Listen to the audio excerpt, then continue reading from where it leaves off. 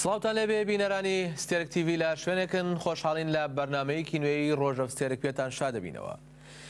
بینەرانی هێژا ئەم شەو تەوەری گرنگمان بۆ هەڵبژاردون کە لە ستۆدیۆ هێنن بەرباس و گفتوگۆ. یەک لەوانە کۆنفرانس یا کۆنگرەی نەتەوەیی کورد لەلایەک و لە لایەکی در لەم ڕۆژانەی داهاتوودا دوو ڕۆژی دن کە قەولە سەرۆکی هەرێمی باشووری کوردستان مەسعود بارزانی بچێ بۆ شاری ئامەد. بەڵێ بینەرانی هێژا گەلی کورد دەمێکە بە ئاواتەخوازی یەکبوون و یەکگرتنی پارت و لایەنەکان لەوەش زیاتر پارچەکانی کوردستان و یەکپارچەیی خاکی وڵاتە. واتە گەلی کورد دەمێکە کار و خەبات و تێکۆشان بۆ ئەوە دەکا و یەکبوونی کورد و یەکگرتنی هەموو لایەنە ناکۆکەکانی کورد خەونی هەموو تاکیشی کووردە. ماوەیەکی زۆرە باز دەبەستنی کۆنگرەی نەتەوەیی کورد دەکرێ. دیارە بەڕێز ئۆجەلان لە ئیمڕاڵێەوە پێشنیاری بەستنی سێ کۆنگرەی کردبوو. کۆنگرەیەک لە ئەوروپا و کۆنگرەیەک لە شاری ئامەد و کۆنگرەیەک لە شاری هەولێر بە مەبەستی یەکبوون و یەکتەبایی و یەکگوتاری لایەنەکانی کورد. لە ئەوروپا و لە شاری بڕۆکسل کۆنگرە پێک هات و دەرەنجامێکی باشی لێکەوتەوە بۆ ڕایگشتی ڕاگەێنرا. لە شاری ئامەدیش بە هەمان شێوە بە بەشداری سەرجەم لایەنەکان کۆنگرەیەکی مەزن پێکات. لە ئەنقەرەش بە هەمان شێوە کۆنگرە پێکات. مایەوە کۆنگرەی شاری هەولێر. وەلێ لە دوای ئەوەی کە لایەنەکان لەوێ کۆبوونەوە هاتنە لایەک و کۆمیتەی ئاواکردن یا کۆمیتەی ئامادەسازی کۆنگرەشیان دروست کرد. چەند ڕۆژەمە بەر بیستمان بۆ جاری سێم کۆنگرە دیسان دواخرایەوە. دواخستنی کۆنگرە لە ناو گەلدا هەم نیگەرانیەک هەمیش غەمباریەکی دروست کردووە. باشە لە حاڵەتێکی وەکو ئێستادا ئەو ڕۆژێک کە ئێستا ڕۆژهەڵاتی ناوین پێدا تێدەپەڕێ بە تایبەتی کوردستان هەم ڕۆژ ئاوای کوردستان هەمیش ئێعدام و سێدارە لە ڕۆژهەڵاتی کوردستان هەمیش گوشارەکانی ئاکەپە و حکوومەتەکەی تورکیا لە باکووری کوردستان و هەنگاونەنان بۆ پرۆسێ ئاشتی و لە لایشی کە تا ئێستاش ناوچە دابڕاوەکانی هەرێمی کوردستان هێر لە ژێر هەڕەشەی تیرۆر و لە بەر هەڕەشەی حکوومەتی عێراق و ئەو هەموو ناکۆکیانی کاڵپەسێراوی لەگەڵ حکوومەتی عێراق و هەرێم داماوە بۆ جارێکی تر لەم کاتە کۆنگرە دوا دەخرێ. ئەگەر لەم کاتدا کۆنگرە نەبەسرێ ئیدیکەی دەبەسرێ. ئەگەر لەم کاتەدا کۆنگرەیەک یا لایەنەکان نێنە پاڵێک و لەژێر چێتێکدا کۆ نەبنە بۆی تیماری ئەو زامانە بکە ئەدیکەی کەن. بۆ جارێکی دیکە کۆنگرە دواخرایەوە. لەمپەرەکانی بەر ئەو کۆنگرێت چییە؟ بەردواخستنی کۆنگرێت چییە؟ دیارە هەندێک لایەن یەکتری تاوانبارەکەن بەوە یاخود لەم لاوەلا هەندێک شت دەبیستین کە گوایە فڵان لایەن نایەوێت یا فڵان لایەن هەژمونی خۆی دەسەپێنێ بەسەریدا فڵان لایەن بە شێوەی بنەماڵە و خێڵەکی دەیەوە دەست بەسەر کۆنگریا بگرێ. ئەمانە قسانێک کە دەبیستین. ئێمەم شەوانەی دەهێنە بەرباس و گفتوگۆ. لەم کاتەشدا ڕاگەیەنرا کە سەرۆکی هەرێمی باشووری کوردستان مەسعود بارزانی لەسەر داوەتێکی یا بانگێشێکی ئەردۆغان دەچێتە شاری ئامەد لەوێ کۆ دەبنەوە. ئەمە پرسیارگەلێکی زۆر هەڵدەگرێ کە لەم کاتەدا کە کۆنگرە دوا دەخرێ بۆچی بارزانی دەچێتە ئامەد؟ ئاماژ لەم چوونەی چییە؟ ئێمە ئەمڕۆ بینیمان لە ڕاگەیاندەکانە لە دەنگ و باسەکانە کە خەڵکی ئامەد بە هاتنی مەسعود بارزانی لەسەر بانگهێشی ئەردۆغان بۆ ئامەد خۆشحاڵ نین. بەڵام دەڵێن خۆشحاڵین بە هاتنی ئەو کە بۆ لای کورد و بۆ لای پارت و لایەنە کوردیەکان دێ. لەبەرەوەی لە ڕابردووجا لە نەورۆزی ئەم ساڵدا بانگهێشی بارزانی کرا بۆ ئامەد کە بەشداری بۆنەیەکی نەتەوەی کورد بێ وەڵێ نەهات و ڕەدی کردەوە. بەڵێ ئەم جاریان لە دوای 20 ساڵ جاریکێ دەچێتەوە ئامەد. ئەوەی جێگای سەرنجا هەر ئەمڕۆ پێش چوونەکەی بۆ ئامەد مەسعود بارزانی لێدوانێکی توندی بەرامبەر ڕۆژاوای کوردستان بە تایبەت ئاواکردنی کۆمیتەی بەڕێوەبەری یا ئامادەکاری خۆ بەڕێوەبەری دیموکراتی داوە. کۆمەڵێ بانگەشە، کۆمەڵێ تۆمەت، کۆمەڵێ شت هەیە، کۆمەڵێ پەیامی بارزانی لەو لێدوانەی ئەمڕۆیدا هەیە کە مای ڕاوەسە لەسەرکردن و مای گفتوگۆکردنە. لە تۆڕە کۆمەڵاتەکانی فێسبووکە هە لە دوای بڵاوبوونەوەی ئەو پەیامە ئەو لە دوانەی بارزانی ڕایانگەیان وتیان مەسعود بارزانی شەڕی لە بەرامبەر ڕۆژاوای کوردستان ڕاگەیاندووە. باشە ئێمە ئەمانە دەهێنە بەرباس و گفتوگۆ. ئایا ئەمە ڕاگەیاندنی شەڕە یاخود ئەمە تەنها ڕخنەیەکە و تەنها پێشنیارێکی بەڕێزیانە؟ ئەمشەو لە ستۆدیۆ لە لامان بەڕێز سعید ساعیدی ئەندامی کۆنگرەی نەتەوەی کورد لە لامانە بۆ گفتوگۆکردن سەبارەت بەو تەوەرانەی باسمان کرد. کاک سعید بەخێرات. زۆر سپاس سلااوڕێز لە خزمەتەوەی خۆشەویست و سلااوڕێز لە خزمەت هەموو بینەرانی ستەر تیڤی. سپاس بۆ تۆش بە خێراتی جارێکی دیکە. کاک سعید خۆشتان ئەندامی کۆنگرەی نەتەوەی کوردستانن لە بڕۆکسل کەنەکە با بڵین وەک ڕامانگەیاند دەمێکە باز لە بەستنی کۆنگرەی نەتەوەی کورد دەکرێت کە بەڕێز ئۆجەلان وەکو دەست پێشخەری کە داوای بەستنی کرد و دیارە لە ساڵانی ڕابردوشدا زۆر کۆنگرەی نەتەوەی کوردستان کە خۆتان ئەندامتیایدا هەمیشە هەوڵی ئەوەیاندا و کاتوستاتە دانووسانیشیان بۆ کردووە بەڵام بینیمان ئەم جارە بۆ جاری سێم کۆنگرە دیسان دواخرایەوە و وادەی داهاتووشی دیاری نەکراوە. ئێوە چۆن لێکی دەدەنەوە؟ بەڵێ زۆر سپاس دیسان. بەڵێ وەک دەزانن ئەوە دەمێک ساڵەکە بە جۆرێک لە جۆرەکان تەکلایەنە سیستەمی کۆمەجباکی کوردستان و پێشتر کە پەکەکە بەردەوام بانگەشەی پلاتفۆرمێکی نەتەوەی بۆ هەموو پارچەکانی کوردستانیان دەکرد و لە هەر دیدار و چاوپێکەوتنێکە ئەو شتیان دووپات کردوتەوە. ئەم شتە گەیشتە ئاستێکە تەنانەت ڕێوبەرانی خەباتی مەدەنی و سیاسی لێگاڵ لە باکووری کوردستانە لە هەموو سەردانەکانیانە بۆ هەرێمی کوردستان دیسان لەگەڵ هەموو لایەنە بەرپرسەکانی هەرێم ئەم شتیان دیسان دووپاتە کردەوە. واقع لە درێژەی ئەو تێکۆشانە و ئەو هەڵمەتە حکوومەتی هەرێم بە گشتی قائل بوون بەوەی کە کۆنگرەی هەولێریش ببەستن کە بینیمان چەند دانیشتن ڕێک کەوت بەڵام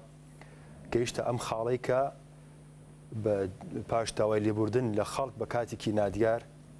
دواخرا. ئەزانی گرنگەکە زیاتر لە تێگەیشتنی ئێمە و خەڵکی ئێمە بەڕاستی لە کۆنگرەی نەتەوەی. بەڕای من کۆنگرەی نەتەوەی ئەگەر نەک تەنیا ڕێگەیەک بەڵام یەکێک لە دوایین سەنگەرەکانی چارەسەری پرسی کوردە لە ڕۆژهەڵاتی ناوەڕاست و تەنانەت چارەسەری خودی ڕۆژهەڵاتی ناوەڕاستە. ئەمە ئاخرین سەنگەرێکە. من هەمیشە ئەماڵم دووپاتێکەمەوە هەموو پلانێک لە ڕۆژهەڵاتی ناوەڕاست تاقی کراوەتەوە و هەموو پلانێکی لە ناو کوردستانە تاقی کراوەتەوە بۆ هەموو پلانێک داگیرکەرانی کوردستان و ئەو حاکمانەی کە لە کوردستان ئەیانەوێت پادشایی بەڕێوە ببن لە نێو کووردە ئالتەرناتیڤیان بۆ خۆیان دۆزیەوەتەوە کە پلانەکانی خۆیان دابڕێژنەوە پێکی بێنن چە بە ڕەوتێکی ئیسلامی سیاسی با بڵین چ بە ئەو ڕەوتە لیبەرال دیموکراسیانەی کە هەیە لە هەریمی کوردستان و جۆرەهایەکی تری ئیدۆلۆژیکە وەکوتم لە کوردستانی نوێنەریان هەیە. بەڵام هەموو ئەمانە بەڕاستی چەقیان بەستووە. هەموو ئەمانە کۆمەڵێک قەتڵعام و خوێن ڕشتن لە لایە خۆیدا هەیە. هەموو ئەمانە یەکێ لە سەرکی ترین با بڵێم تەوافقەکانیان لە ناو دڵی حاکمیەتی دراوسەکانی کوردستانە لێدراوە ئیمزا کراوە. یانێ دەست پێشخەری کورد لە ئەو پلانانە نییە. بۆیە کۆنگرەی نەتەوەیی کوردستان کە پشت ببەستێ بە هەموو پێکاتەکانی کوردستان ئەمە وەکوتم تەنیا ڕێگایەکە یا یەکێک لە گرنگترینەکانی کە ئەتوانێت کورد پشت بە پشتی یەک بۆی کە خۆی دەنگی خۆی ببیسێ پلانی خۆی تاوتێ بکە و بیباتە خانەی چارەسەریەوە. بەڵام ئاگادارن ئەو شتە لێرە بەم چشنە ئەبینین بەرەو ڕاوەستانێک ڕۆیشتووە. جا بۆ بەرەو ڕاوەستان ڕۆیشتووە ئەوە تاین بەڕاستی لەسەری بدوین. ئەزانی بەڵێ پرسیارت نانەفەرمە بەبستمە و بۆچی بەرەو ڕاوەستان چووە مەبەستمیش ئەوە بوو ویستم هەر ئەمان پرسیار. ئەزانی ڕاستیکەیەوە ئێستا ئێمە ئەو جەماوەرە 50 میلیونەی کە کورد لێ باسەکەین ئەمە بەڕاستی نەتەوەی کورد نییە. یعنی بەڕای من کورد ها لە مەسیری بەرساختکردنەوەی نەتەوەدا هێشتا نێتوانی و بەڕاستی هەموو پێکاتەکانی بێتە خاوەن نەتەوەیەک. نەتەوە بەواتای تەنانەت زبەست زمانی هاوبەش و خاکی هاوبەش نییە. حتا سەردەمانێک لەم دوایەنە لە گوتاری ڕۆشنبیری کوردیە باسییان لەوە دەکرد کەواتە خۆزگەی هاوبەش یا زامی هاوبەشش دەتوانانی یەکێ لە پێکاتەکانی دروستکردنی نەتەوە بێت. بەڵام ئەتوانین خاڵی تریشی پێ زیاد بکەین. ئەویش بەڕاستی تێگەیشتنی هاوبەش لە ئازادی ئەویش یەکێ لە سەرکی ترین دیاردەکانە بۆ پێکێنانی نەتەوە کە ئەگەر ئاوایە مەسەری کۆمەڵگای کوردستان بکەن ئەزانین بەڕاستی کوردستان جاری یەک نەتەوە نییە. ئەتوانین لە دوو هێڵی سەرکیە بەڕاستی دابەشی بکەین. یەکێکی نەتەوەی دموکراتیکە نەتەوەی دموکراتیک ئەو هێڵەیەکە لە باکووری کوردستان داوای لێبوردن لە ئەرامەناکە بۆ قەتڵعامی کە کوردان لە دو سەدە پێش ئێستا بەرەوڕووی ئەرامەنیان کردوتەوە. ئەو هێڵەیە کە دەرگای سنووری ئێران دەشکێنێت لەسەر سنوور و شەهیدی ئیعدامی زیندانەکانی ئێران بە شەهیدی خۆی دەزانێت. ئەوە هێڵەکە کە بانگەشەی ئەوە دەکا و دیعای ئەوە دەکا و لە پراکتیکیشە لە زۆر ئاسە سەلماندویە کە ئەتە ئەوێ نەتەوەی دموکراتیکی کورد بنابنێت. بەڵام هێڵێکی تریشەیە کە ئەوانیش لە هەمان دەستەواژە کەڵکۆرەگرن بانگەشەی نەتەوەبوونی کوور دەکەن. بەڵام ئەم نەتەوە زیاتر ها لە چوارچێوێ وەگوتم ئەو ئستراتیژیانەی کە داگیرکەری کورد یەکەم خاڵەکانی دیاری دەکەن. ئەو نەتەوەبوونەکە ئەو نەتەوە دەوڵەتبوونە بەڕاستی سەدان کێشەی لەسرە و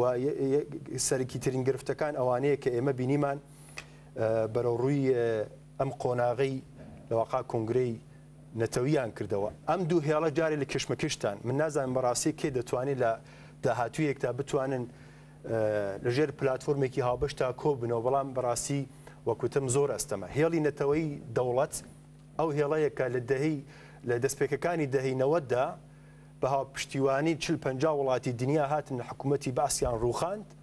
و دوایەوە نزیکەی 6 ساڵ بۆ 10 ساڵ تووشی شەڕێکی ناوخۆیی بوون و ئێستا هاتوتەوە ئاراستەی کە ئەیبینین. ئەو لۆژیکە ئەو نەتەوە هەموو چاوەڕوانیەک چە لە ئاستی داگیرکاریە چە لە ئاستی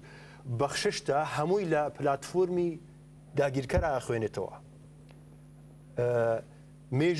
مێژوو هەموو شتێک تۆمارەکە. ئێستا پاش 2000 و چەند سەد ساڵ هێشتا هەموو دنیا یا تەنانەت کورد باش لە بیریە کە گەورەترین هاوپەیمانی استراتیژیکی کۆمەڵگاکانی کوردستان بوو کە توانی یەکێ لە گەورەترین دەسەڵاتەکانی وەختی خۆی کە ئاشور بوو لە ناوی ببات ئەوەی لە بیر نەکردووە. سەلاحەدینی ئەیوبی سەرکردەیەکی کورد بوو ڕۆشت فەلەستینی ئازاد کرد بەڵام هێشتا کورد بە گومان و نێوی سەلاحەدینە بە ئەڵێ ئەوەی کە بۆ عەرەب و ئیسلام کرد قەت بۆ کوردی نەکردووە. ئەمانە شتانێک مێژوو لە بیری ناکە. ڕەحمەتی مەڵام مستەفای بارزانی لە وتوێژێکیدا لەگەڵ دکتەر گوینەر دیشنەی ئاڵمانی لە 1970کانە ئەڵێ گەورەترین هەڵەی ژیانم پاش گرێبەستەکەی ئەلجەزایرە ئەڵێ گەورەترین هەڵەی ژیانم متمانەی من بوو بە وڵاتە گەورەکانی وڵاتە زلهێزەکەی ئەمریکا چۆنکو لەو ذهنیەتی ئەمریکا من نەوتەکە دەورە گێڕێ نەوت و دەسەڵات نەک قازانجی گەلانی تریە و بۆیە من لەسەر و باوەڕەدام کە دیسان لەوانەیە ئەو شتە دووپات بێتەوە. حکوومەتی ئەردۆغان حکوومەتی تورک درێژایی نزیکەی 100 ساڵ لە دروستبوونیانە چیان پێشکەش بە کۆمەڵگای کوردستان کردووە جگە لە قەت و عام نەوێت نەک بەس بۆ کورد لەواقع بۆ گەلانی تری هەر هەمان پێکاتە. بەڵام من زۆر بەداخم کە کاک مەسعود بارزانی پێشتر بانگهێشتی کۆمەڵگای کوردستان بۆ بەشداری لە نەورۆز ڕەت دەکاتەوە بەڵام ئەڕواتە کۆنگرەی ئاکەپە لە ئەنکارا. هەڵبەتە ئێمە لەسەر ئەوە قساکەین مەسەلە هەم کۆنگرێ نەچۆ کۆنگرەی بەدەپە و نەچۆ نەورۆز و بەڵام چۆ کۆنگرەی ئاکەپە ئەەکەین بەڵام لێرەدا ینی کاوابێ ئەوەش ڕاستەکە دەڵێن ینی هێزە سەردەستەکان بەتابی وڵاتانی ئیقلیمی وەکو تورکیا و ئێران و یا عێراق و سووریا بەم نەخۆشی ئێستاشیەوە بەم لەسەر مەرگەشە کە خوازیاری ئەوە نین کە ئەو کۆنگرێنێتەوەی دروست بێ و هەمیشە بازەوە دەکرێت کە ئەمانە ئەو فاکتەرانن کە دەستیان هەیە لە تێکدانی کۆنگرێنێتەوەی ینی بە کورتکراوی بڵێن دەستی دەرەشی لە نەبەستنی یا لە دواخستن و لەمپەری بەردەم کۆنگرێنێتەوەیدا هەیە. بەڵێ زۆر ڕاستە. ئەزانی ئەم هەڵە ڕاست بکەینەوە کوردستان چوار پارچە نییە. یعنی داگیرکەرانی کوردستان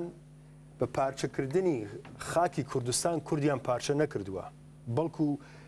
بە دابشکردنی ذهنیەتی تاکی کوردە کە کوردستانیان دابش کردووە. بێگومان هیچ دەسەڵاتێک ناتوانێت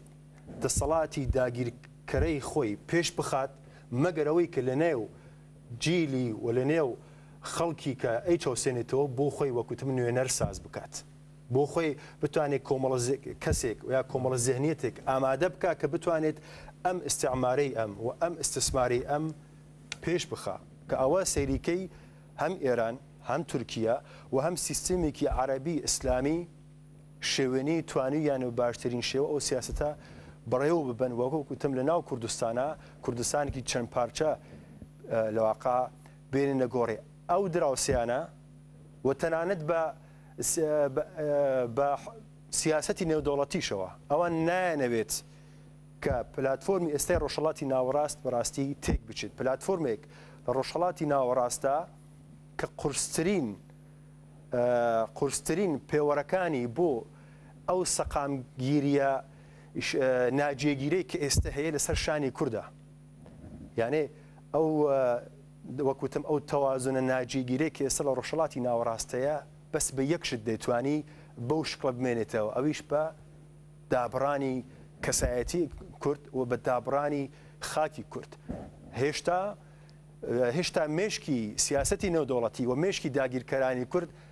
ئەبەت نەگەیشتونێتەوە ئاراستەیەوە و ئاستەی کە بیانەوێت چاوپۆشی بکەن لە ئەم پلاتفۆرمە دابڕانە و تێکشکانەی کەسایەتی ئینسانی کوردووە وەکوتم ئەو پلاتفۆرمە سنوورە دەستکردانەی کە ئێستا هەیە ئەمان دیسان وەکوتم لە بەدیلکردن لە بە کۆیلەکردن و بە گرێدان بە خۆیانەوە هەیە لە هەمبەر کووردە کە یانە سیاسەتەکانی خۆیان پێش بخەن هەر لە گەرمەی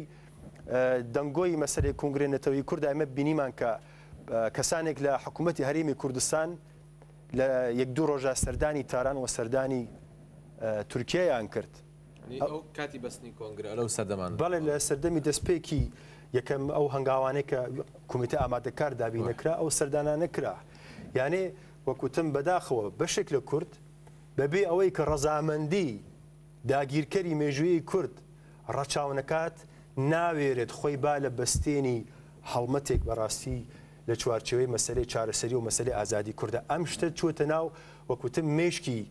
تاقی لەواقع کوردەوە بەداخەوە حکوومەتی هەرێمی کوردستان زۆر جاژ خۆیان دان بە شتا ئەنێن کۆمەڵێک کاریان کردووە کە ئەو کۆمەڵەکارێسە قوبحی نەماوە یعنی کارێک کە تۆ ئەزمونت بێت لە دووپاتکردنەوەیە ئیتر ناشرینەکانی نابینیت ئەمە شتێکە کە لە شەڕی ناوخۆ یا شەڕی براوکوژی لە هەرێمی کوردستان ئێمە بینیمان کە دووتەرەفی شەڕەکە یەکترینیان تاوانبار کرد بەوەی کە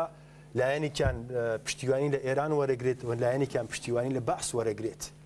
من نامێ بڕمەناوە مۆزووە بەڵام مە خۆیان بە ئاشکرا لەواقع باسی لێکن بەڵام شتەکە ئەوەیە تا ئەم کاتە هیچ کامیان ئاشکرا باس لەوە ناکەن کە باشە ناشرینیەکانی ئەم ڕەهەندە لە سیاست چییە قوبحەکانی ئەم سیاستە چییە کە تۆ داگیرکەرێک کە بە ساڵان شەڕی لەگەڵەکەی بە ساڵان 100,000 لە تۆی کوشتووە ئاخری سەر تۆ دەستە بیتۆ بۆ دامانی ئەو کە ئەو ببێتە هێزی یارمەتی دەری تۆ دان بەوە نانن کە ئەم هەڵا و ئەم کارێکی ناشرینە لە چوارچێوەی سیاست و دیپلۆماسی ئەو شتانە ئەیانێ لە واقع مەشروعەتی پێ بدەن ئەو ذهنیەتە هێشتا زیندووە ئەو ذهنیەتە ئێستا دعایە نەتەوەیبوون دەکات بەڵام وەکوتم ڕەزامەندی دەسەڵاتی ئێرانی بەرچاوە ڕەزامەندی دەسەڵاتی تورک ئێستا ئەمە بزانم بەڵام ئەمە چەندێ بە قازانجی خۆی ئەشکێتەوە یا چەندێ بە قازانجی نەتەوە ئەشکێتەوە بەتە هەتا خودی خۆشیان وەکو جەنابەت خوا لە خۆش مەلا مستەفای بەرزانی بەخۆی نمونەیەکی لەو شێوەیە هێناوەتەوە بەڵام دەبین ئێستا دیسان هەر لەسەر هەمان ئەو ڕێچکەی ئەو ڕاتوعینی ئەزمونێک لەو مێژە وەرنەگیراوە ئەوە زۆر ڕاستە بەڵام هیوادارم وانە بێت بەڕاستی هیوادارم وانە بێت بەڵام ڕاستە پرسیارەکە ڕێک ئەوەیە ئەمەیە کە کوردستان بەڕاستی بە زۆرینە دابەشەکات لەسەر دوو زێهنیەت وەکوتم زێهنیەتێکی چی تر باوەڕی بە پلانی چارەسەری داگیرکەر نییە چۆن هیچ داگیرکەری چارەسەری بۆ نییە ئەردۆغانمان بینی هەرە دوایی پاش بەسەری ئاگربەسی نێوان گەریلاکان و ڕژیمی ئاکەپە پاکەتێکی چارەسەری هێنا پاکەتی شەرمی هێنا هەنێ باکەتی بەس سوکردنی کوردی پێ بوو حچی تری بێنەبوو ئێرانیش تا ئەم کاتە دانی بەوەدانەناوە کە پرسێکی بەناو پرسی کورد هەیە لە ئێران ئەڵێ کەمینەیەکە ئەو کەمینەش زدی ئینقلابە زدی شۆڕشە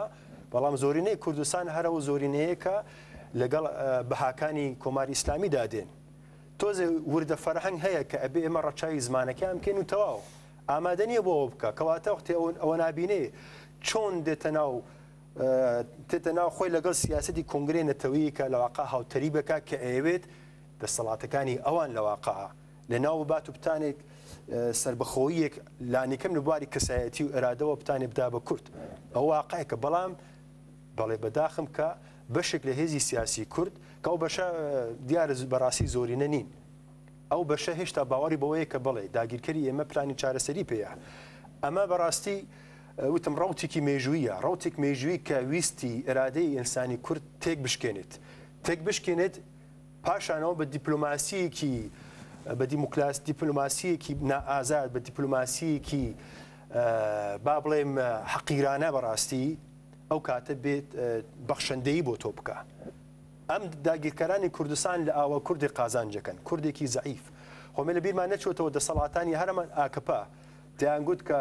هەریمی کوردستان لە هەرکوێی دنیا تەنانەت لە چین و ئەفریقاش دروست پێ ئێمە دژایەتی دەکەین. زیاترین سوکایەتیان بە سەرۆکی هەرێم دەکرد. ئەو زهنیەتەی ئاکپە نەگۆڕاوە، زهنیەتی تەکبەیرەق و تەکدەوڵەتی ئاکپارتی نەگۆڕاوە. کەواتە بەڕاستی پرسیارەکەوەیە کە چی گۆڕاوە. باشە مادەم وایە هەر ئەمان ئەو زەهنیەتی کە جنابە باسیەکی کە بە سەرکردەکانی کورد بتایبەتی بە بارزانی بە تاڵەبانی و سەرۆک خێڵەکان و سەرۆک عەشیرەتەکان و ینی هەتا ئێساش بگرە لەگەڵ یا ناڵێن مەسعود بارزانی سەرۆکی هەرێمی کوردستان بەڵکۆڵەن سەرۆکی بەشێکی باکووری عێراقیان شتێکی عێراق بەو شێوێ تەعبیری دەکەن. بەڵام بازەوە دەکرێت کە تورکیا یەکێک با بڵێنە لەوانەی کە زۆر هەوڵی جدی ئەیە لەو لایەنانە هەوڵی جدی بۆ تێکدان یان نەبەستی کۆنگرێنەوەیە تورکیایە. بازەوە دەکرێت هەر بە هەمان ئامانج دیسان ئێستا بانگی بارزانی کردوەوە بۆ ئامەد و لە ئامەد لەگەڵی دانیشێ. هەمان ئەو زەهنیەتەیە کە بە سەرداوانێک تازەش زۆر نا ما بڵین داهاتوویکی تازە ڕابردوویەکی تازە پیان دەگوت سەرۆکی عەشیرەت و سەرۆکی خێڵ. ئێستا بە چه ئامانجی دەهێنێتە ئامەد و لەوێ پێشوازی دەکات؟ نیازی تورکیا لەوەدا چییە؟ دەڵێن ئاکپارتی ئەوەیە کە لە هەڵبژاردننی 2014دا سەرکەوتن بەدەست پێێنێ بەو هۆکارەش ئەوەیە کاک مەسعود بباتە ئامەد. بەڵام من وەکو شخصی خۆم لەسەر و باوەڕەیە دانیم کە کاک مەسعود لە واقع ببێتە ئەگەری دەنگێکی زیاتر بۆ ئاکپارتی لە باکووری کوردستان ئەویش پاش ئەو هەموو چەند ساڵە خەبات و تێکۆشانەی جددی و کاریگەر کە لە باکووری کوردستان هەیە. بێگومان بەس یەک شتە لە کۆمەڵی سیاست و لێدوانە حکوومەتی هەریمی کوردستان خۆی شان بە شانی ئاکپە بینیوەتەوە، خۆی شان بە شانی ئەو بینیوە کە دڵی دەوڵەتی تورک و دڵی دەوڵەتی ئێرانمان لێ نەیشێت. لە چوارچێ ئەو سیاسەتە زۆر ئاساییە کە کۆمەڵێ چالاکی گەریلایی گەریلاکان تۆ بە تێرۆری ناو ببەی بە تونند و تیژی ناو ببەی، بەڵام قەتڵعامی کە بەسەر کورد دێت وەکو نمونە ڕۆبۆسکی لێ چاوپۆشی بکەی. کەواتە ئەمە ئەو خاڵەیە کە داگیرکەری کوردستان بە حکوومەتی تورکیا ئەوێ ئەم خاڵە بقۆزێتەوە. مادام کە تۆ وایە، مادام کە خۆی نەیتوانیوە پاش زیاتر لە 100 ساڵ و پاش زیاتر لە نزیکەی 12 ساڵ حکوومەتی ئاکپە نەیانتوانیوە شۆڕشی ئازادی خوازانەی کوردستان لە باکووری کوردستان لەناو ببەن و ئەو شۆڕژە توانیە پەل بهاوێژێدا هەموو بەشەکانی کوردستان و توانیە لە شەقامی ئەوروپا یەکێ لە گەورەترین لەواقع بابێژم تێکۆشانە و بزوتنەوەکانی هەموو دنیا بێت، نێتوانیە ئەوە بشکێنێت. کەواتە زۆر ئاسایە ئیسە کوردێک کە تۆ تەواقعی کۆنگرێنەوەی لەکەی، کوردێک کە تۆ تەواقعی هەستی کوردی لەکەی، پلاتفۆرمی کوردی، پشتیوانی کوردی، هاوخەمی، هاوسۆزی لەکەی، سیاسەتەکانی لە دژی لایەنێکی تری کوردیە. کەواتە و هەلا قۆزێتەوە بۆەوەی کە دووبارەکانی زیاتر دروست بکە و نفاقێکی زیاتر دروست بکە. ئەوە بەس ئەو مساجێ هەیە وەڕاستی هیچی تری تێدانیە. ئەویش تەنانەت لە شاری ئامەد، شاری ئامەد کە لەم هەموو ساڵە وەکو بنگەی بەڕاستی و بێژم داهێنانەوەی شۆڕش وە بەهێزبەخشینەوەی بە شۆڕش لە باکووری کوردستان و حتا بۆ بەشەکانی تر لەواقع کاری تکراوە ڕازان دراوەتەوە. کاک مەسعود بارزانی بانکێشی ئامە دەکەن و کاک مەسعود بەڕاستی بەبێ ڕەچاوکردنی هەموو ئەو مێژووە تەنانەت مێژووی خودی بارزانی، مێژووی بارزانی مێژووی چەند هەزار لەواقع ئەنفالە، ئەنفالێک کە سەدام و ئەردۆغان بەڕاستی جیاوازی کەوتۆیان نییە. قەوسێکە کەمەوە لێکۆلەرێکی ئەمریکی بنێو ڕابرت ئۆلسۆن ئەم 3 ساڵ پێش ئێستا کتێبێکی بڵاو کردەوە. زیاتر لە 70,000 جنازە هەیە، قەتڵ هەیە لە تورکیا کە زۆربەیان کوردن، بەڵام قاتڵێکیان نییە. بۆ قاتڵیان نییە چونکو ئەوانە گلادیۆی لەواقع میتی تورک و لەواقع ئەرتشی تورک پێکیان هێناوە. ئەمە چییە؟ ئەمە لە ژێر دەستی هەرە هەمان حاکمان لەواقع دەرهاتووە. ئەو ئەنفاری باکوور لەگەڵ ئەنفاری باشوور جیاوازیکی ئەوتیان نییە لە ئاستەوەی کاڵم کێ کردوویەتی کەواتە کاک مەسعود ئایا بەڕاستی ئەمانە ئەبینێت و ئەڕواتیە لەوانەیە من نازانم سیاسەتێکی تڕە چاو بکە کە لە داخۆیانیەکانی لە واقع بێگومان ئێمە ئەیبینین بەڕاستی ئەو شتانەیە کە ئەبێ پرسیاری لێ ئێمە لەسەرەوە زیاتر قساکەین بەس تەلەفۆنێکمان هەیە باو تەلەفۆنە وەرگرین بەڵێ بینەران هێژا ئێستا دەچینە باشووری کوردستان بەڕێز فەهمی سەدری ئەندامی ئەنجومەنی پارتی چارەسەری دیموکراتی کوردستان پەچە دەکە لەگەڵماندایە بەڕێز فەهمی ئەم کاتان باش ئەو کاتی خۆتان باش بەڕێز فەهمی دیارە یەک لە تەوەرەکانی ئێمە ئەم شەوقە قسەی لەسەرەکەین چوونیان بانکردنی سەرۆکی هەرێمی باشووری کوردستان مەسعود بارزانیە بۆ ئامەد کە ئاردۆغان بانگێشی کردەوە قەولە دوو ڕۆژی دیکە بگاتەوێ ئەمە کۆمەڵی پرسیاری بەدوای خۆی هێناوە کۆمەڵی نیگەرانیش هەم بەتایبەت لە ناو خەڵکی باکووری کوردستاندا کە دەڵێن بۆ نەورۆزی ئامەد داوت کرا بۆ کۆنگرەی بەدەپە دیسان بانگێشی بارزانی کرا نەهاتوو ئێستا هێنانی لەلایەن ئەردۆغانەوە بۆ ئامەد دیارە نیگەرانی لای ئەوان دروست کردووە ئێوە چوونەی لەم کاتەدا لەم ڕەوشە ئێستا کوردستان پێداتێتە پەرە چۆنە دەبین دەستان فەز بەڕاستی پرسیارەکە پرسیارێکی گرنگە چەند وشەی زۆر هەڵەگرێ ئەو پرسیارە بەڕاستی چوونی ئەم کاتە تحلیلکردنی ئەم کاتە بۆ ئامەد مەسعود بارزانی بۆ خۆی لای ئێمەش نیگەرانێکی زۆر زۆر کرد بۆیە ئەو چوونی کە ئێستاکە بچێت بۆ ئامەد جێی پرسیارێکی کە ئەکرێت ئەو چوونە بۆچی ئێستاکە لەبەر چی ئەو کاتێک کە ئێستاکە ئەچێت ئەمە بۆ خۆی ئەوە هەڵەگرێت کە ئێستاکە لە باکووری کوردستان بەرەو هەڵبژاردنێکە چن هەڵبژاردنێکی لەوانەیە ساتۆی کورد لە باکووری کوردستان دیاری بکە لەم کاتەیە کە ئێستاکە ئەردۆغان داوەتی کردووە ئەردۆغان بۆ خۆی پرۆژێ ئاشتی چەقبەت کردووە یان یەکێکە لەوانەیە کە پرۆژێ ئاشتی چەقبەت کردووە چوونەکەی ئێستاکە مەسعود ئەگەر بەیانی ئەوەی پێبێت کە پرۆژێ ئاشتی بکاتەوە و لەوێ ئەردۆغان کە خۆی وەکو خۆی ئەڵێ ئەردۆغان لە ئامەد ئێمە پرۆژەیەکی گەورەیان بەناوێکە دەرفەتێکی مێژوویە بەڵام من لە بۆچووری من ئەمانە هەمووی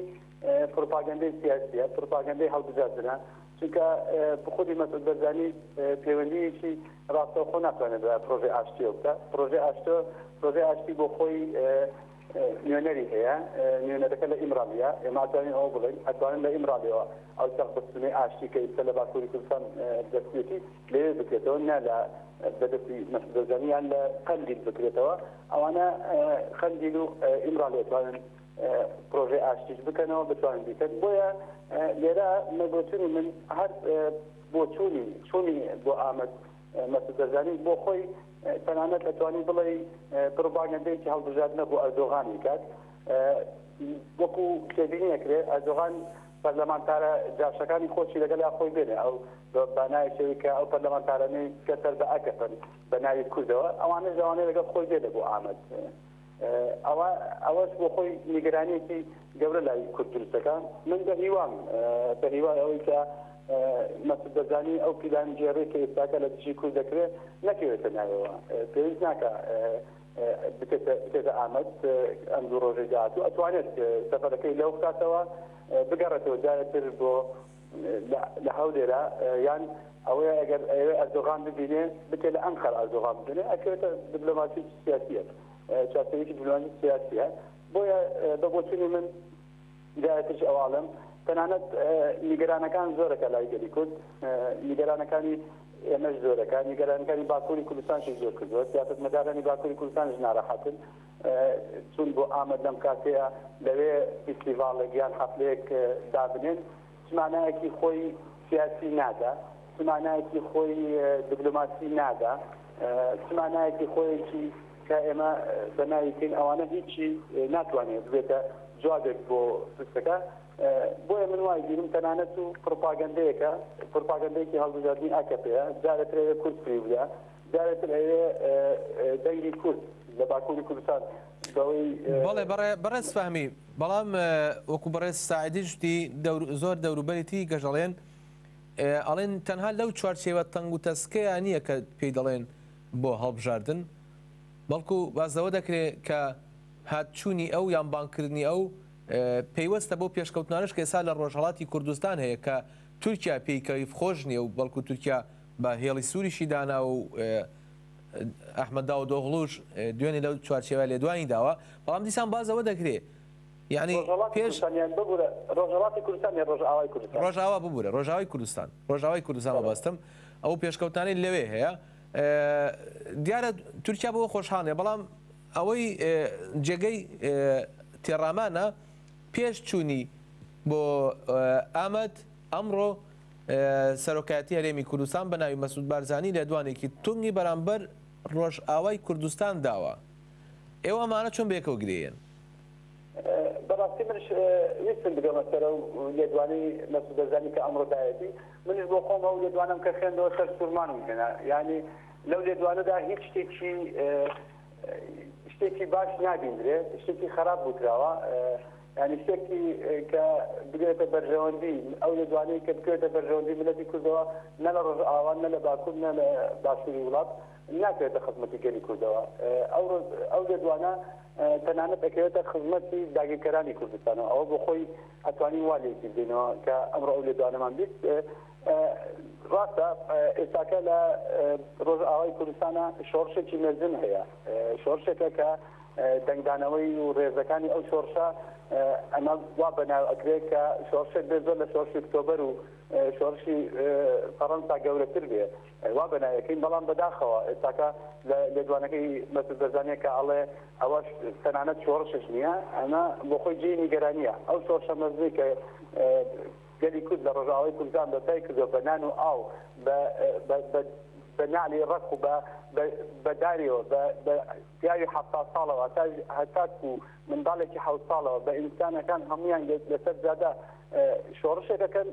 کە ئەو بەناویەکە شۆڕش نییە ئەمە نیگەرانەکانمان زۆر لێزە داتەن ئەم لێدوانەی لەگەڵ چوونی بۆ ئامەد لێدوانێکی ئەوە ئەگەێنێت کە پیلانجێڕەکە گەورەترە منش لەوەیە گەێنم پیلانجێڕەی گەورەترە پێویست دەکات ئەو پیلانجێڕیە مەسعود بارزانی دەرکی پێ بکات یعنی ئەو پیلانجێڕیە دەرکی پێ بکات بتوانێت نەکەوێتە ناو پیلانجێرەکە بتوانێت ئێستاکە بگەڕێتەوە ساچێک شێ بکات لەو پیلانجێرە کە پیلانجێرەکە لەو گەورەترە کە ئێمە تەسەوڕ بکەین بە بۆچوونی من تشتێکی وا ناکرێ یعنی ئێستاکە گەلی کورد تا چەندە پیلانجێری لەسەر دژی گەلی کورد گەورە بێت بەڵام بە بۆچوونی من نەبە بە مەسعود بارزانیش ئەو پیلانجێریە سەرکەوتن بەدەست نایێنێت بەڵێ بەڕێز فامی بەڵێ بەڕێز فامی سادری ئەندامی ئەنجومەنی پارتی چارەسەری دیموکراتی کوردستان پەچە دەکات سپاس بۆ بەشداربوونتان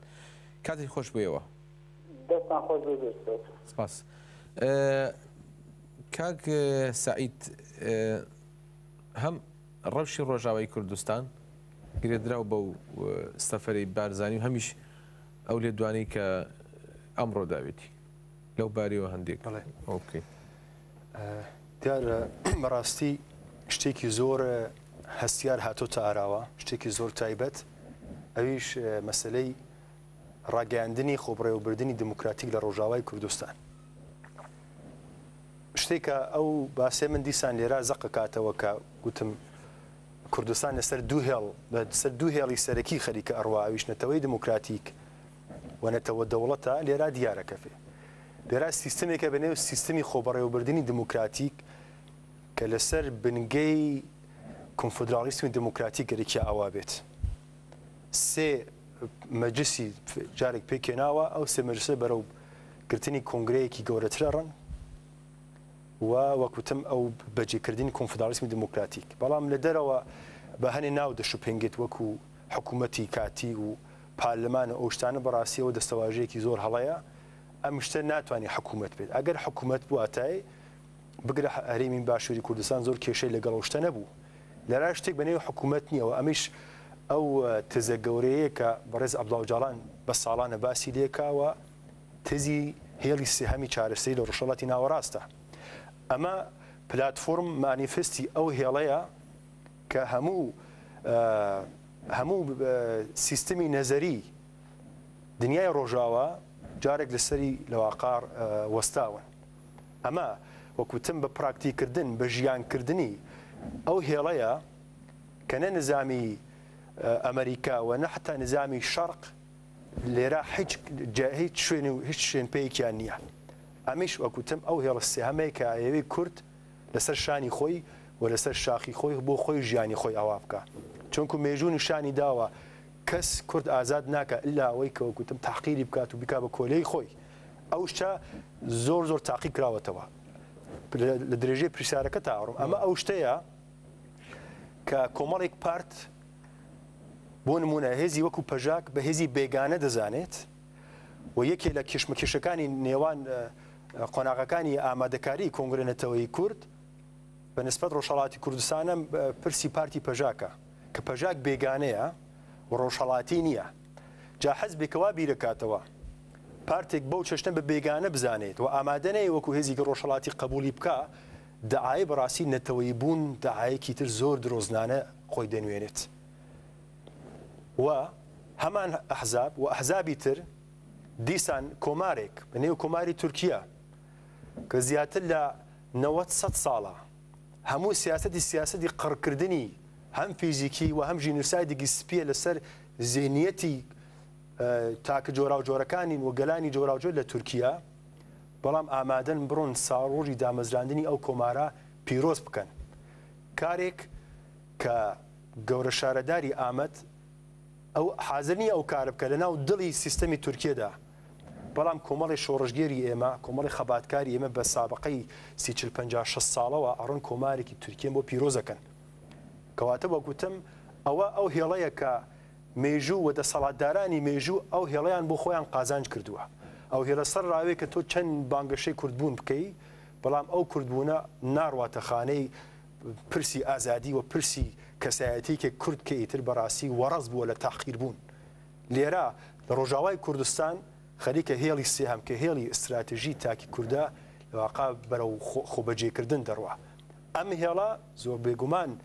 ئەلقاعدەیان بەرداوەتە گیانی، خودی تورکیە بەربووەتە گیانی و هەموو منتەقەکەیش خەریکە وەکوتم مۆنیتۆری ئەو شتاکە کە چۆنە بێ شتێکی وا لە دایک بێتە دنیا کە نوتفەی ئەوانی لێ نەبێت. بۆیە بەڕاستی هەموو دراوسیانی منتەقەکەەوە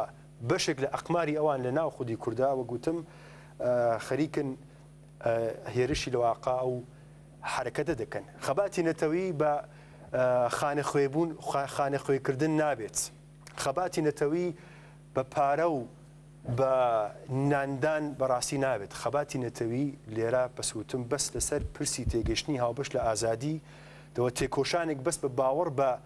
شەهیدی کورد و داهاتوی کوردەکە دابی نەکرد، نە بە خۆ تێکەڵاوکردن بە دیپلۆماسیکی دەوڵەتی کە ئاکامێکی لێ نییە ئللا لە مەسەلەی لەواقع خۆدۆڕاندن نەبێت. بەڵێ هەست سەبارەت بە ئەو خۆ بەڕێوەبەری کە باسمان کرد دیارە ئەو گوشارانە لەسەر ڕۆژاوای کوردستان لە خەتی هێڵی کوردیشەوە وەکو سنووری باشووری کوردستانیشەوە تا ئێستا گوشارانە بەردەوام بووە لە داخستنی سنوورەوە بگرا، یعنی لە گوشاری ئابوووریەوە بگرا، لە دوانی تونگەوە بگرا، لە شەڕی ڕاگەیاندنەوە بگرا، بەڵام لەگەڵ ئەوەشە گەل توانیوتی بەباشی سەرکەوتن بەدەست بێنێ و بەباشی خۆی لەسەر پێڕا بگرێ. ئەمە مای پرسیاری گەورەی بۆ ئێمە تورکیا ئێمە دەزانین بە مێژووی خۆی هەمیشە دوژمنایەتی کردو ئێران و ئەو وڵاتانی سەردەست، بەڵام لێرەدا چی لە بەرژەوەندی کورد بە تایبەتی پارتی دیموکراتی کوردستاندا هەیە کە ئەم حدودەکەی لەسەر داخا هەمیش ئەو ستاتۆی کە لەوێ بەدەستێناوە قبوڵی ناکات، هەمیش کاک فامیوتی ئەو شۆڕشەی لەوێ شەهیدی بۆ داوە خوێنی بەداوە بە شۆڕشیی نازانێ بگرە لەسەر ئەوانەشەوە تۆمەتی ئەوە جەخرێتە پاڵ کە ئەمانە سەر بە ڕژێمی ئەسەدن. بڵێ ئەزانی یەکێ لە گرێکوێرەکانی بەگشتی سیاسەتی نێودەوڵەتی تەقلیلدان یا هێنانە خواری ئاستی پرسی کورد پرسی مرۆڤ بە مەسەلەی پارلەمانە. هەنێ پارلەمانتاریزم بەڕای من یەکێ لە گەورەترین ئەو سۆکایەتیانەیە کە تۆ بە ذاتی مرۆڤی بکەی، یعنی هەموو شتێک قۆزیتەوە بۆ ناو شواچەوەی پارلەمانێ. ئەو شتە سیاسەتی نەتەوە دەوڵەت لە هەرێمی کوردستان ئەیەوێ هەمان لۆژیک وەگوتم لە ڕۆژاوا ببینێت و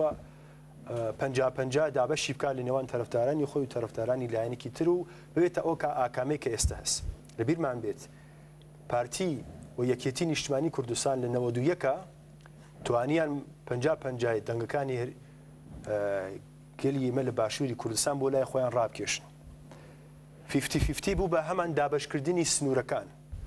گومڕوکی پێنجوێن بۆ لایەنێک، گومڕوکی ئیبراهیم خەلیل بۆ لایەنێک. بەم 50 تۆ هاتی پێشەوە، بەڵام بەشێک لە گەلی ئێمە لە باشووری کوردستانە چیتر ئەویان بەڕاستی پێ قبول نەکرا. بەڵام هەرچەند جارێک ئەو نوقسانە بەسەر یەکێتیە شکاوە و ئێستا ئێمە ئابینین کە لە هەڵبژاردننی پێشوە بینیمان کە مەسەلەی گۆڕانی یەکێتی چی لێ هات. بە هەموو ئەمانەشەوە ئەمەوێ بڵێم کە پارتی دموکراتی کوردستان ئێستا 1/4 لە چواری دەنگەکانی باشووری کوردستانی هەیە. کەواتە ئەو پارلەمانە و ئەو سیستەمەیش بوو ئەو 1/4 تۆ بە 1/4 ئایا چەند ڕەچاوی هەموو جیاوازیەکانی باشووری کوردستانەکەی کە بە تاکڕەهەندی سنوورێک لە لایەنێکی تردا دەخەوە لە هەموو بڕیارەکان لە واقع بەشداری. ئێستا بۆمان دەردەکەوێ کە ئاخۆ چی بوو کە یەکێتی نیشتیمانی کوردستان مەجبور بوو بەوەی کە لە پارلەمانە پێشەوەی کە وا دەکەیت تەواو بە 2 ساڵ سەرۆکایەتی کاک مەسعود بارزانی درێژ بکاتەوە کە لەم 2 ساڵە کاک مەسعود بتانێت ئەم سیاستانە لە واقع پێش ببات. لە هەلومەرجێکە کە لە ئەستانبول لە حکوومەتێکی کاتی بۆ سووریە دادەمەزرێت کە کەمترین مافی کوردی تیا ڕەچاو ناکرێت، ڕۆژاوای کوردستان لەژێر شەدیدترین لە واقع حەڕەشەی هەمەلایەنە هەیە، دیسان ئەوێ لەسەر پێی خۆی بێ و ئاکەبە سیاستەکانی خۆی واتە پێشەوە کاک مەسعود بارزانیش وەکوتم بانکێشتی ئامەد لە واقع ئەکا. ئەم جۆرە سیاستەوە ئەمانە ئەبینین کە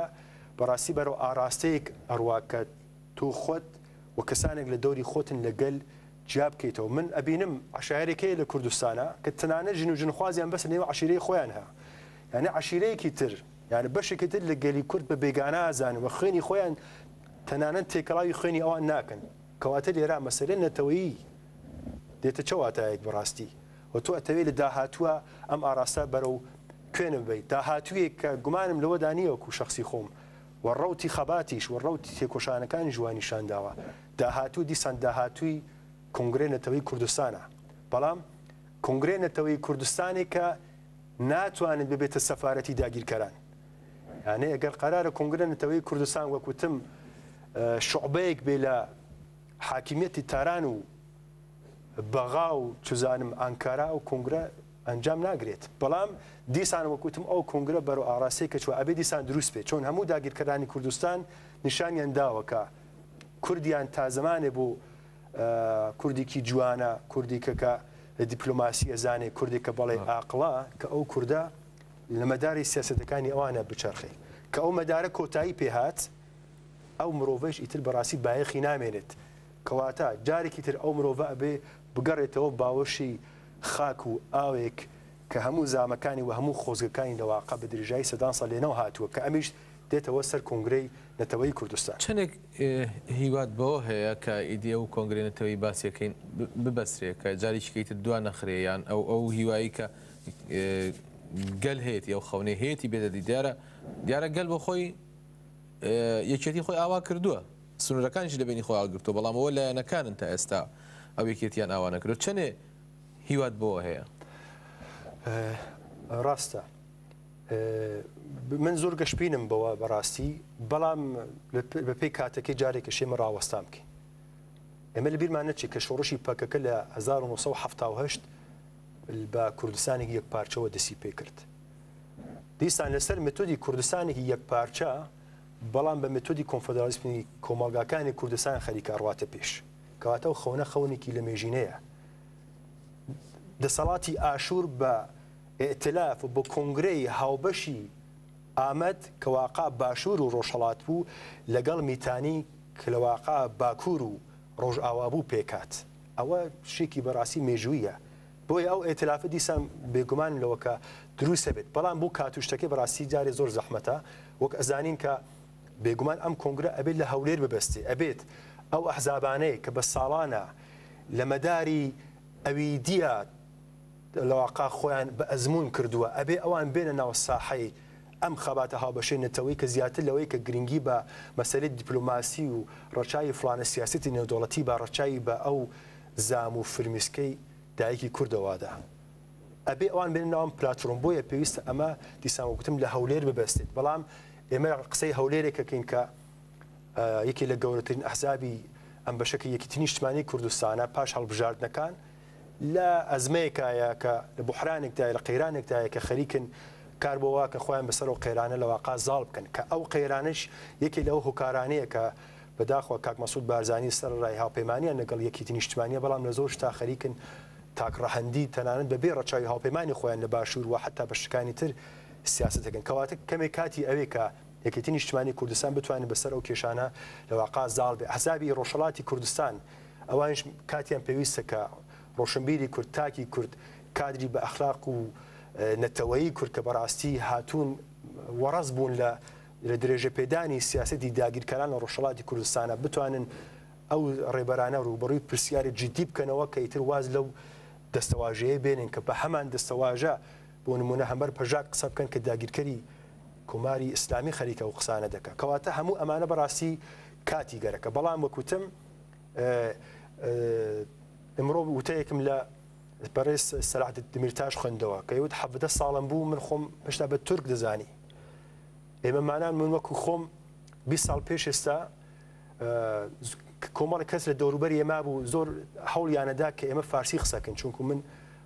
هونەرمەندی شانۆکار بووم وا ڕامانیان هێنا بوو کە فارسی بە زمانی تاران قسە بکەین ئەگەرنە پێمان دەکەنن بۆیە لە کوچە و کۆڵان لە ماڵ من وەکو خۆم هەوڵم دەدا فارسی قسە بوو کەسێکیش نەبوو قەباحەتی ئەو جۆرە لە شخصیەتە لە واقع بە ئێمە ئاشکرا بکە ئەو شتە لەکوێ ئێستا تۆ لە ئیلام و لە ڕستان بیر لە ئامەد و گەڤەر و تەنانەت ڕۆژاواکەیتەوە ئەو شتە لەکوێ تەنانەت لە ئەوروپا کەسانێک ڕۆشنفکری گەنجی ئەوروپا کە هێشتا سیستەمی سەرمایە کاپیتالیستی مۆدرنیتەس ئەوروپا نێتوانی ئەو جوانانە لە واقع لە نێو ببات هێشتا ئەوان باسی ڕۆژاوا دەکەن باسی کوردی ئازاد دەکەن کەواتە ئەوە لەکوێ ئەمە لەکوێ بۆیە ئەم ڕەوتە و تا زمانێک کە دیسان شاخەکانی کوردستان لەژێر ڕکێفی لە واقع گەنجی کووردا بێت بێگومان کۆنگرە نەتەوەی کوردستان وەکوتم دەبەسرێت و دوور و نزیکیش بێگومان کاک مەسعود بارزانی و هەموو ئەحزابی تر دیسان بە ئاگاتێنەوە بە نسبەت ئەو سیاسەتەی کە داگیرکەرانی کوردستان بەس بە تاقیکردنی تاکی کورد و پێشخستنی سیاسی خۆیان پێشەبنەوە بە ئاگا دێنەوە بێگومان گوتم کۆنگرە نەتەوەی کوردستان دیسان بەرەو پێش ئەڕوات. بەڵێ باشە کاک ساید ئێمە با دوایین پەیامی ئێمەش هەر لەو چوارچێوەیە داوەرگرین دیارە گەلیش هیوایەکی دوور و درێژەیە بەڵام بە کورتی جارێکی دیکە دواخستنەوەی کۆنگرە ئەوێت چوو زەبرێک لە پرسی کورد بە بێگومان یەکشتی زۆر دیسان سلماندەوە و داگیرکەرانی خۆشحاڵ کردەوە کە سیاسەتەکانی ئەوان جارێک سەرکەوتووە لە هەرێمی لە کوردستانە کێشە توانیان هاوپەیمانەکانی کوردی خۆیان لە مەداری سیاسەتەکانی خۆیانە ببەنە پێشەوە هەر مانگی دوو مانگ پێش ئێستا بوو کە کەسێکی ئیتلاعاتی لە میدیایەکی فارسا لەگەڵ من وتوێژی کرد زۆر بە تەکیدەوە گوتی کۆنگرە نەتەوەی کوردستان سەر ناگرێت بەڵام من بەوەی کە زامەکانمان زۆر قوڵ بوو و خۆزگەکانیشمان بە هەمان شێوە قوڵ گوتم کۆنگرە نەتەوەی کوردستان سەر دەگرێت و هێزی کورد هێندە عاقڵ هەیە کە پاش ئەو هەموو ساڵە ئەزمونە تاڵە ئەمڕا پشت بابتە پشتی یەک بەڵام وا دیارە زانیارە اطلاعاتەکانی ئەو لەم بۆنەیەدا ڕاست بوو و کۆنگرە نەتەوەی کوردستان جارێ لە واقع پاش خراوە داگیرکەرانی ئێمەی خۆشحاڵ کرد بەڵام وەکوتم هێندە نابێت بەڵام هێندە نابێت کە داگیرکەری کوردستان بێگومان پێکەنینەکانی هێندە ناخایەنن و گەلی کورد و سیاسی کوردێتە سەر ئەو خاڵەی کە تۆ ئەعدامی ئێمە لە ڕۆژهەڵاتی کوردستانە شەرمەزار بکەی گەریلا بە تێروریست لە واقع نەزانی و خۆپیشاندەری من لە هەولێران نەڵی ڕادستی ئێرانی دەکەمەوە ئەمانە کۆمەڵی پرسیارە کە ڕوبەڕووی هەموو سیاسیانی کورد دەبێتەوە کە دێر و زووە بێ وەڵامدەری ئەو شتانە بنەوە هیوادارم کە بگەڕنەوە سەر ڕێڕەوی ڕاستی خەباتێک کە بەس باوەڕی بە زامەکان و خۆزگەی ئازادی تاکی کورتەیە لە دەرەوەی هەر چوارچێوەیەکە داگیرکەران بۆ کوردی دابڕژن و لە دەرەوەی بەشخوازی لە دەرەوەی دەسەڵاتخوازی و قازانجکردنی کۆمپانی دەوڵەت زۆر سپاس بەڕێز سعید سعیدیاندا میکرۆگنێسی کوردستان کەنەکە سپاس دەکەم. سپاس بە بەڕێز فەهمی سەدری کە لە ڕێی تەلەفۆنە لەگەڵمان بوو. سپاسی بێپایانمان بۆ ئێوە بینەرانی بەڕێز و خۆشەویست تا دوایین بەرنامە هاوڕێمان بوون تا بەرنامەی داهاتوو لە شاد و خۆشی دابن.